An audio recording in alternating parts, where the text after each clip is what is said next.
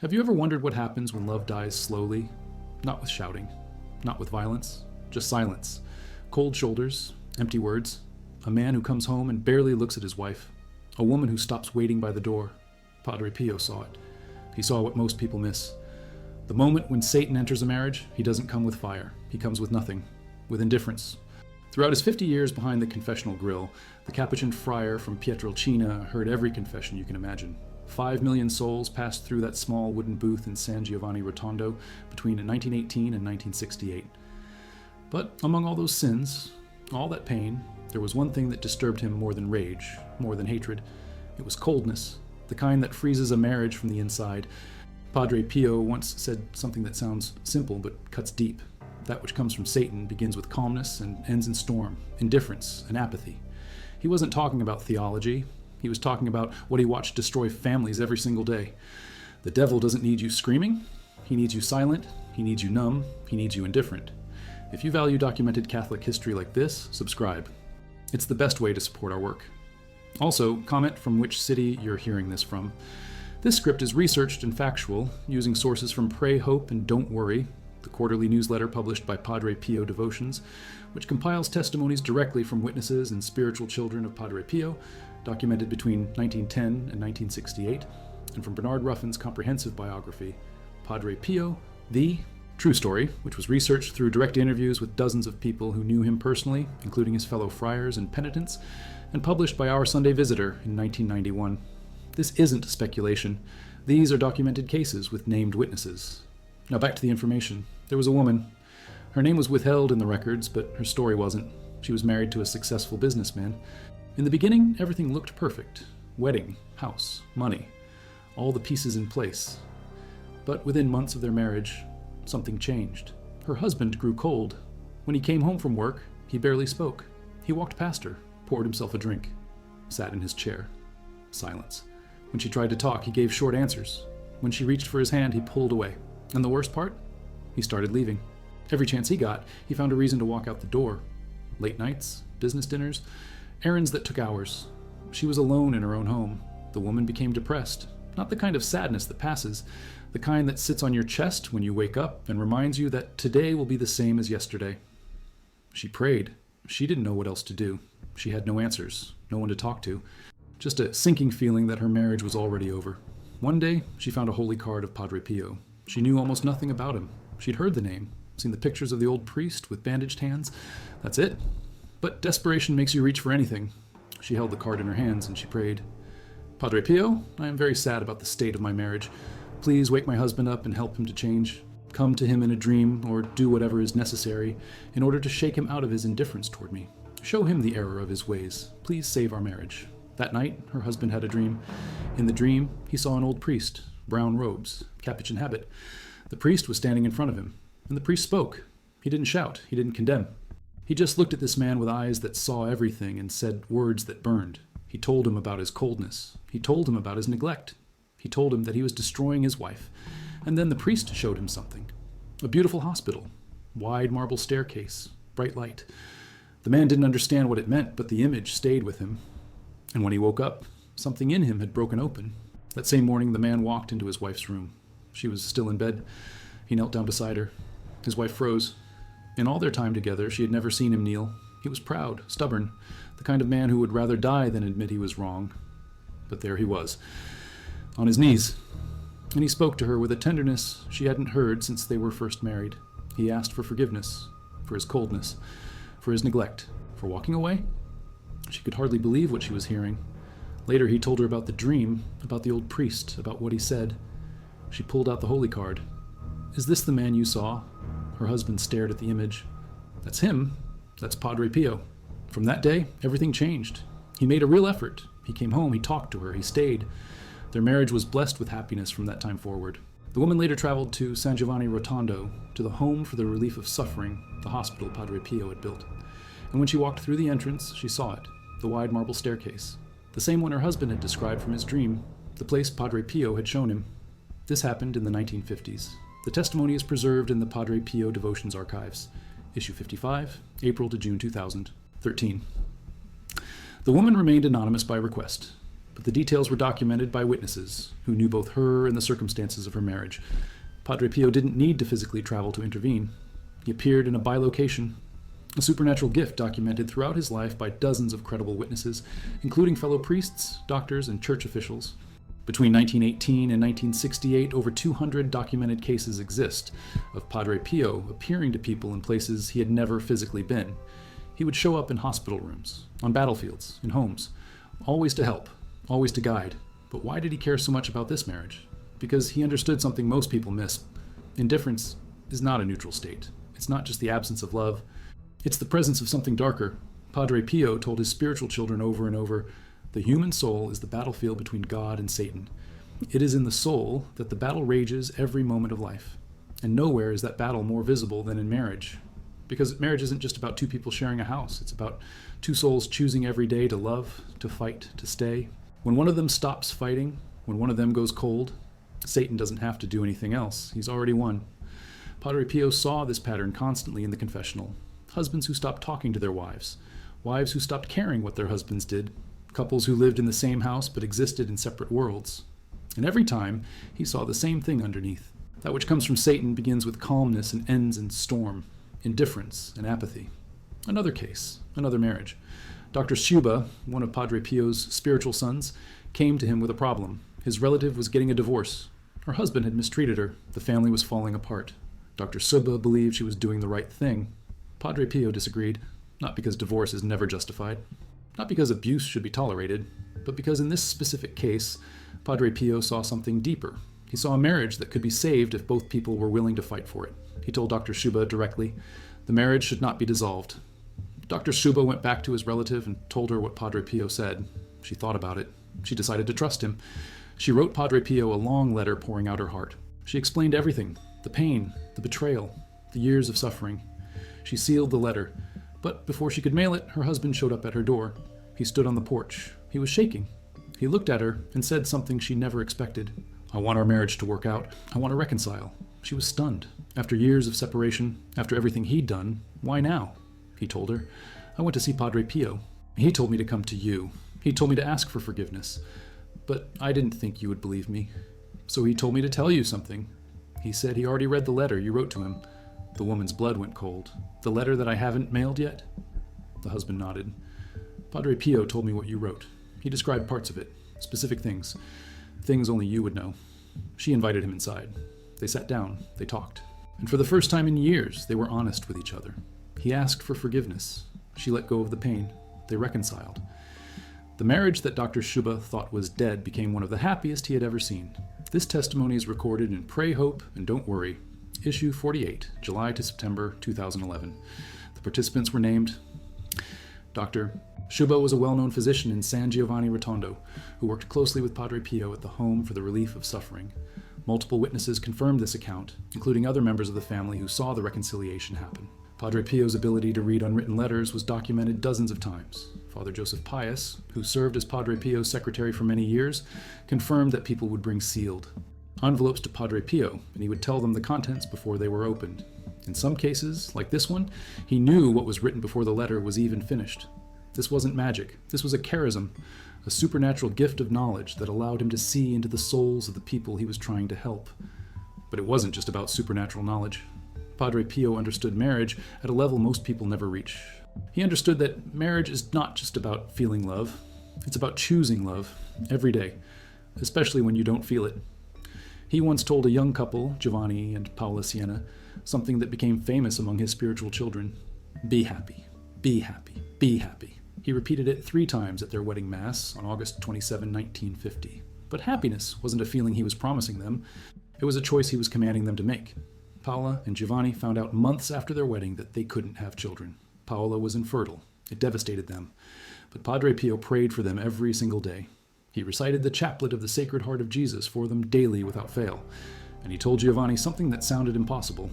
You'll see. You'll have as many children as the choirs of angels. 9 children. It happened. Against all medical odds, Paola and Giovanni had 9 children. 60 years later, Paola said something profound.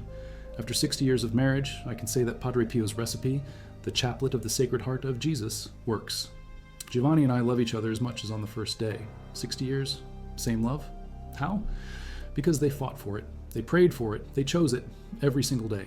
This story is documented in multiple sources, including Giovanni Siena's book Il mio amico, Padre Pio, published in 2006, and confirmed by interviews with the Siena family conducted by Alatia and other Catholic news sources. Giovanni worked at the Home for the Relief of Suffering and was one of Padre Pio's closest friends. His testimony is considered highly reliable. Padre Pio didn't believe in romantic accidents. He believed in spiritual warfare, and he believed that every marriage was under attack. The question was whether the couple would fight back or surrender. In the confessional, Padre Pio was demanding. If someone came to him with a lukewarm attitude, he would send them away. He would refuse absolution. He would close the little wooden shutter and tell them to come back when they were serious. One witness remembered him saying to a man, "If you go to confess to another priest to gain absolution, you will go to hell together with him." He meant it, because confession without repentance is a deception of conscience. In essence, a sacrilege. This wasn't cruelty, this was love. Padre Pio knew that if you let someone pretend they're fine when they're dying, you're not helping them, you're killing them. And in marriage, pretending everything is fine when indifference has set in is the same thing. It's slow death. Between 1918 and 1923, Padre Pio heard confessions 15 to 19 hours a day. In 1962, 83,035 women and 19,837 men registered for confession with him. That's 273 people per day. 3-minute confessions, one after another, for decades. And in those confessions, he saw patterns. He saw the same sins repeated over and over. Sins against motherhood, sins against marriage, sins of coldness, sins of abandonment. And he fought back against them with everything he had.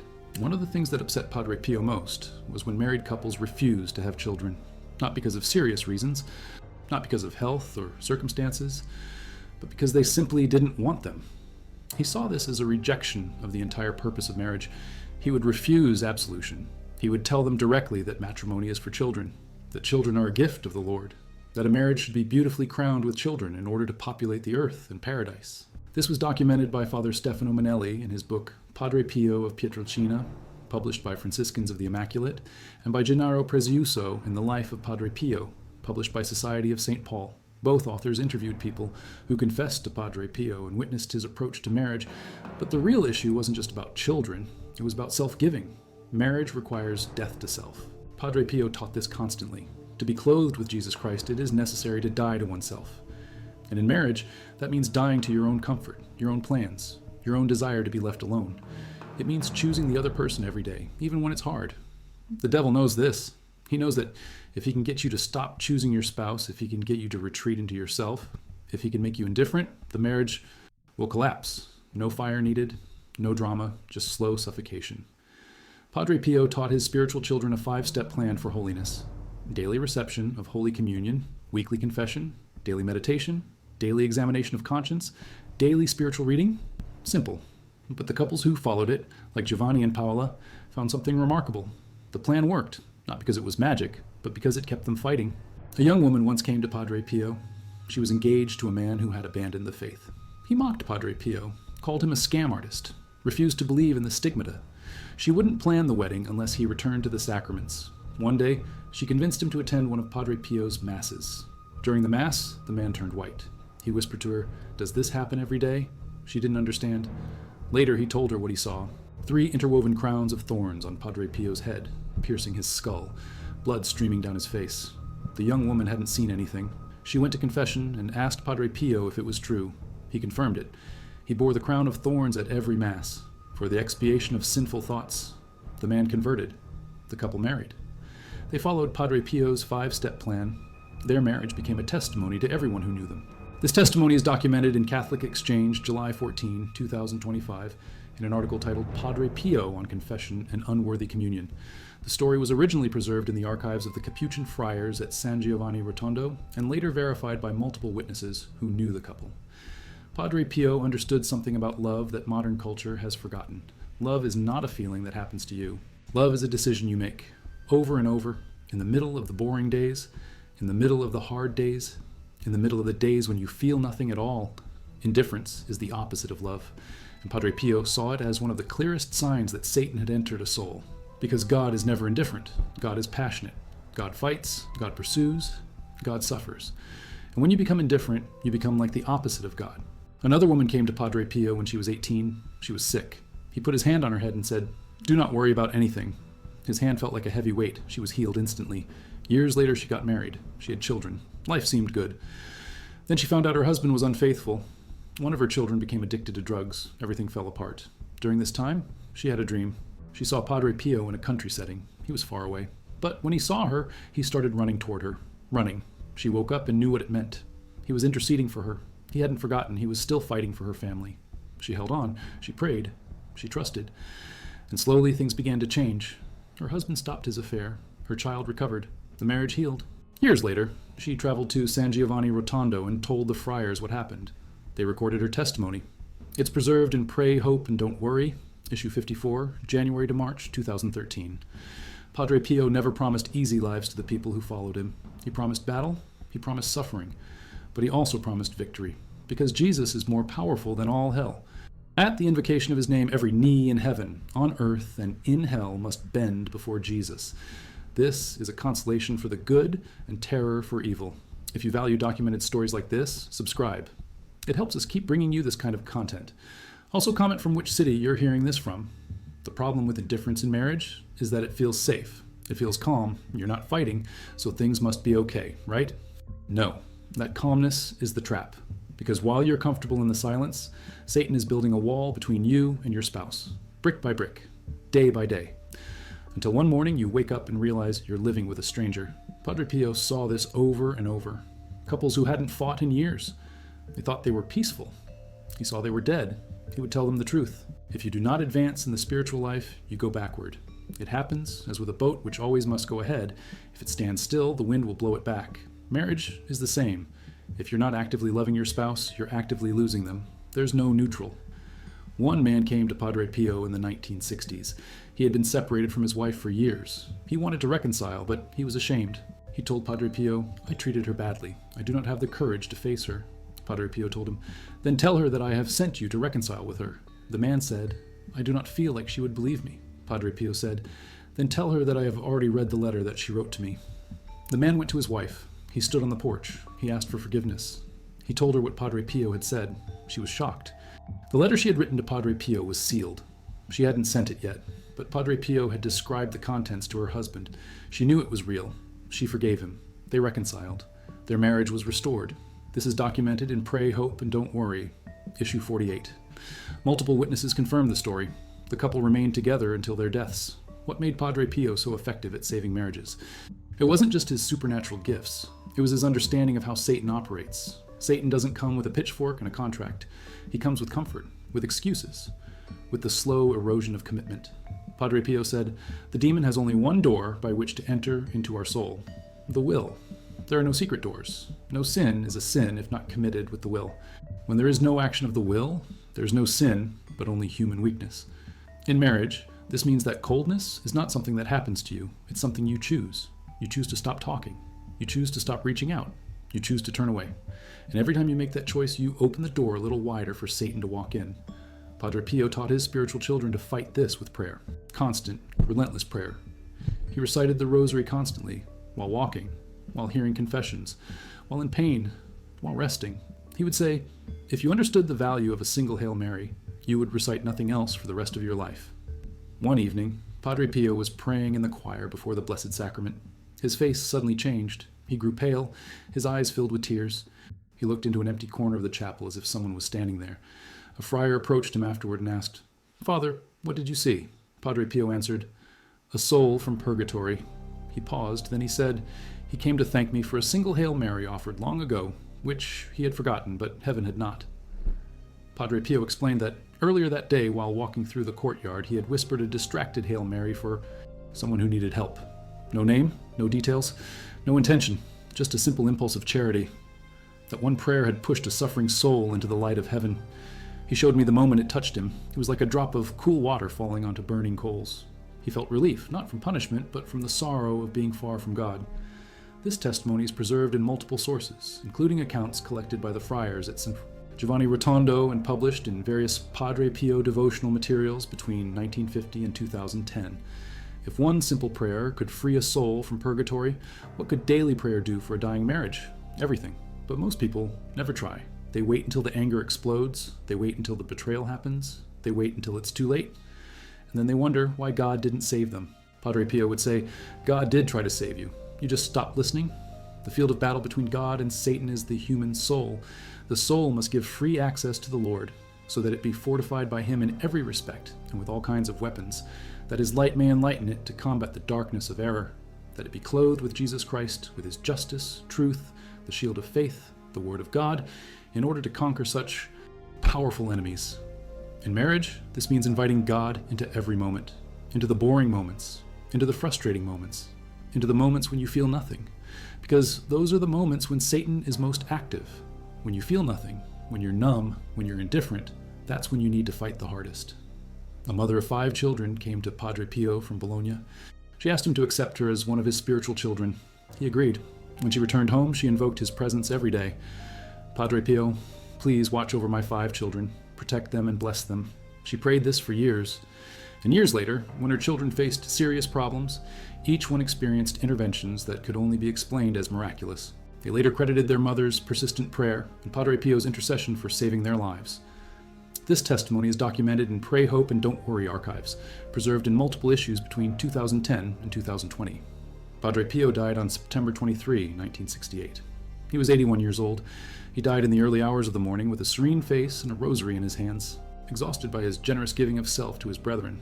He had spent his entire life fighting for souls, fighting for marriages, fighting for families, fighting against the slow death of indifference. When Pope John Paul II canonized him on June 16, 2002, he said this: Padre Pio was a generous dispenser of divine mercy, making himself available to all by welcoming them, by spiritual direction, and especially by the administration of the sacrament of penance. But what Pope John Paul didn't say, what the official documents don't capture, is what Padre Pio actually did in those confessions.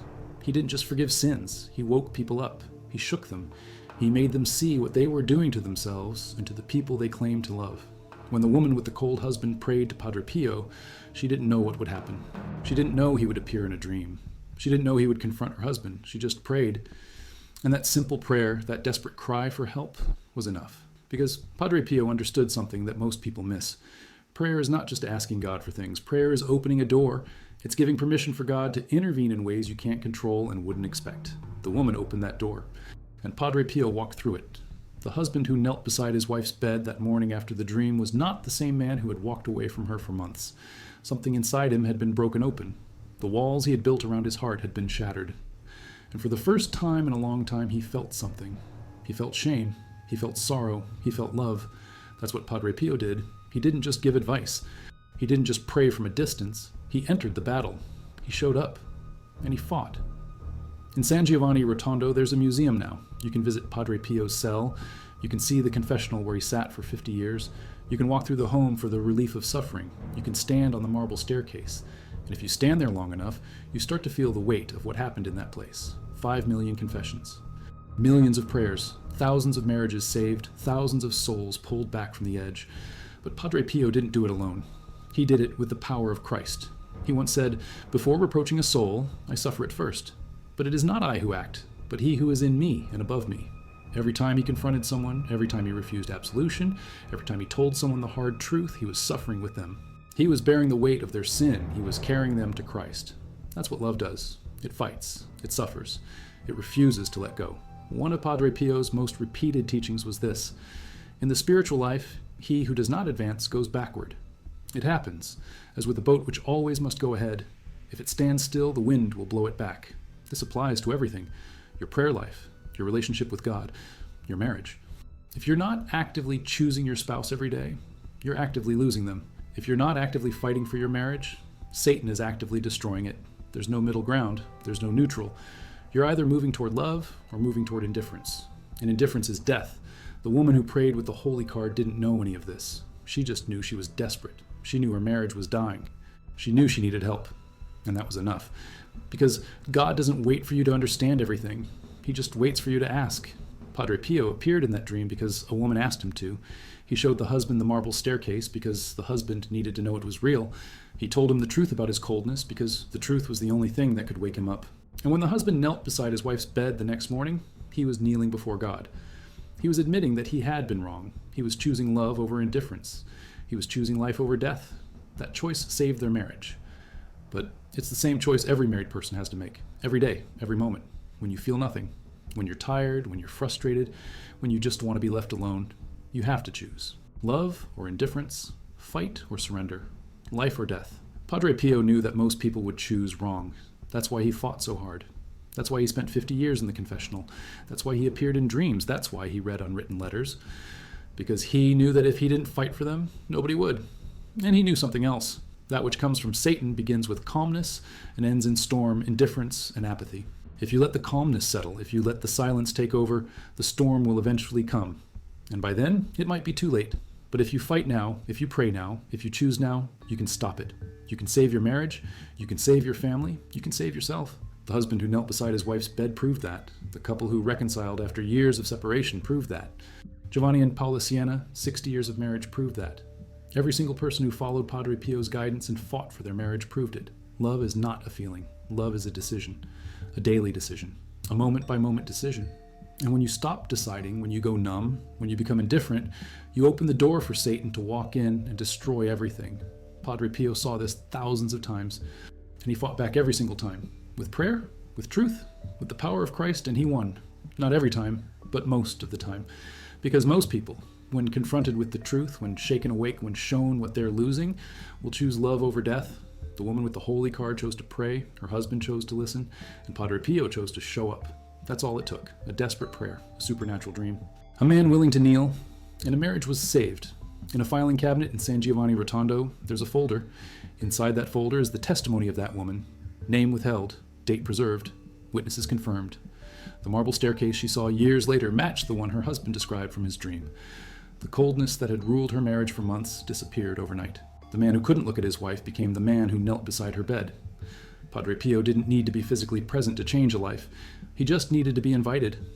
Another man came to him in the 1950s. This man's wife had written Padre Pio multiple letters over the years, seeking guidance for her struggling marriage. She had never received a reply. The husband didn't believe in any of it. He thought his wife was wasting her time. But one night, something pushed him to visit San Giovanni Rotondo. He waited in line for hours. When he finally entered the confessional, Padre Pio looked at him and said, "Your wife has been writing to me for 3 years. She has been very patient with you. It's time for you to change." The man was speechless. He had never told anyone about his wife's letters. He had barely acknowledged them himself. But Padre Pio knew, and that knowledge shattered something inside him. He made a full confession. He went home. He asked his wife for forgiveness. And from that day, he became one of Padre Pio's most devoted spiritual sons. This pattern repeated itself constantly. Men who thought they were fine discovered they were destroying their families. Women who thought they had to endure discovered they had the right to demand change. And Padre Pio stood in the middle, telling the truth that nobody else would tell. He once told a spiritual daughter, "If you do not love your husband with the love of Christ, you will end up hating him." Love is not something you wait to feel. It's something you choose to do. Every morning, every night, even when he doesn't deserve it. Especially when he doesn't deserve it, because that's how Christ loves you. This teaching was revolutionary in its time. Most people thought love was automatic. You fall in love, you get married, everything works out. Padre Pio said, no, love is a cross. You carry it, you suffer it, you die on it. And then you rise. That's marriage, death and resurrection, every single day. The couples who listened to him discovered something remarkable. When they stopped waiting to feel love and started choosing to act in love, the feelings eventually followed. Not immediately, not easily, but they came. Because God honors the choice. He doesn't honor the feeling. One couple came to Padre Pio in the early 1960s. They had been married for 20 years. They had 4 children. On paper, everything looked fine, but they were living like roommates. No affection, no intimacy. Just logistics. Who picks up the kids? Who pays the bills? Who sleeps on which side of the bed? They didn't think anything was wrong. They thought this was just what happened after 20 years. The passion fades. The routine sets in. You accept it. But when they went to confession separately, Padre Pio said the same thing to both of them. Your marriage is dying. You're letting Satan win through your comfort. Both of them were shocked. We're not fighting, they each said. Exactly, Padre Pio replied. You're not fighting. You're not fighting for each other. You're not fighting for love. You're just existing. And existence without love is hell. He told them to start over. Go on a date. Hold hands. Talk to each other like you did when you were young. Pray the rosary together every night. Choose each other every day. They followed his advice. It felt awkward at first. After 20 years of numbness, choosing love felt unnatural. But they kept doing it. And slowly, something shifted. The ice melted. The walls came down. They fell in love again. Not the same love they had at 20. Something deeper, something stronger, something that could survive anything. Years later, when someone asked them what saved their marriage, they both said the same thing. Padre Pio told us the truth when nobody else would. He told us we were dying, and that woke us up. This is the power of confronting indifference. It's not comfortable, it's not easy, but it's necessary, because indifference will kill you quietly if you let it, and most people let it. Padre Pio never let it. He saw it. He called it out. He fought it. Even when people didn't want to hear it, even when people got angry, even when people walked away. Because he knew that sometimes love means telling people what they don't want to hear. The businessman who became cold to his wife didn't want to hear that he was destroying his marriage, but Padre Pio told him anyway, through a dream, through a supernatural intervention, through whatever means necessary. Because Padre Pio understood that sometimes you have to break someone open before you can save them, and that's what he did. He broke people open. He made them see. He made them feel. He made them choose. And when they chose love, when they chose to fight, their marriages were saved. But when they chose comfort, when they chose to stay numb, their marriages died. It's the same choice today. Nothing has changed.